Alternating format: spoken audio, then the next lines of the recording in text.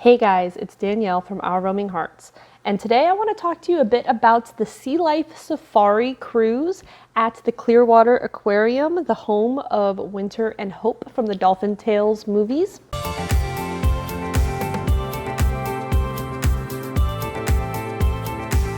Now, before we get too far in, please remember to scroll down and subscribe to the channel. We have all sorts of fun things. I have several videos about the Clearwater Aquarium, Hope in Winter, things to do in Florida and all the different states across the country. Now, on to the video. The Sealife Safari Tour is an add-on to your regular admissions ticket to the Clearwater Aquarium, and they only do a couple of them throughout the day. Now, what makes this different than a lot of the other tours in the area is that this isn't just a entertainment tour for all of us to go out on. This is an actual working environmental tour. There's a marine biologist on board every tour, and this boat goes out, and while they give you information about the different animals that you see. We saw a lot of pelicans. They do stop and enjoy some of the dolphin sightings. We saw two different packs of dolphins, or heard packs of dolphins, I believe it is, pretty far away. We were able to see one of them trailing in the wake of one of the dolphin adventure cruises that had the dolphin safe propellers in them. And they do have tons of information about the bay, and we passed the buildings. They talked about several of the buildings that they passed, one of them being a hospital that they work with when they need MRIs and CAT scans done on the animals, that the hospital works with them on that. They talked about some of the history of some of the islands in the area and how they were between World War I and World War II when the harbor was dredged so the boats could come in. All the extra dirt they piled into the center and formed all these little islands along the way. One of them is now a bird sanctuary, and they had, drove by and they kind of showed it to you. It's made kind of out of mangroves now. You could just see birds all over it. But then there's also signs, and they said that if you even step foot on the island, that you are fined a minimum $500 because it is a bird sanctuary. No humans are allowed on there, not even to get on and just look around. It is completely off limits to humans, and it is birds only. And then we would travel a little bit, and we stopped out there, and they did one of their harbor testings.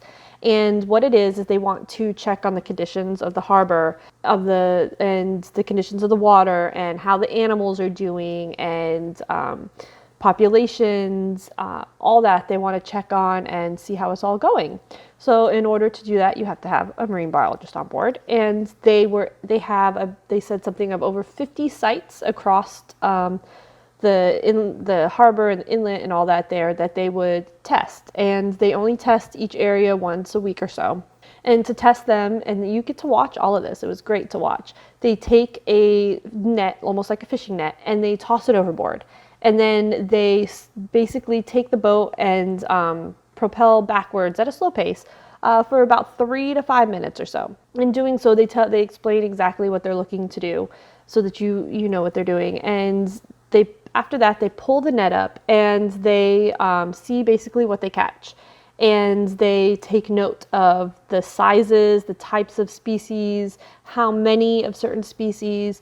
And then they have this water tank right on the boat that filters seawater in, that they put these animals in so that they can explain and give you information on them before they release them back into the water. They said that they want to see sizes and and how many of each of the certain types of fish that they caught. This gives them an idea of how the harbor is doing, how the environment is, and they're able to kind of graph all this so that they can see after big storms, or if, like, heaven forbid, there's like an oil spill, when they had the big oil spill out in the Gulf, or after things like a hurricane come in, they can kind of watch it and make sure that the harbor gets back up to it's where it should be in the natural environment. So while we were there, they caught several different fish, including a pigfish, pinstripe, another one that I forget the name of it. They caught a couple crabs, some little crabs dancing around there. They caught a puffer fish, and they caught a animal. I keep saying it's a conch,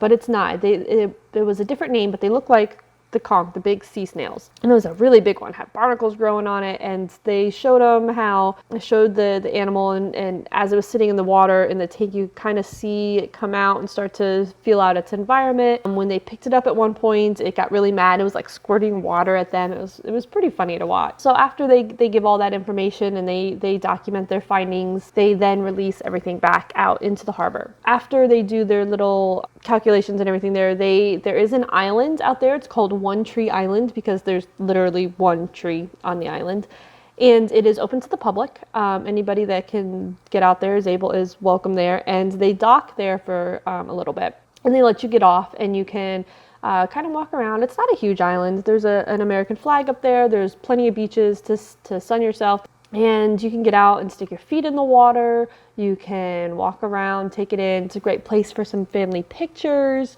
They give you roughly about 10 to 15 minutes on the beach to kind of explore it. And then once you load back up on the way home, they kind of take a slightly different route.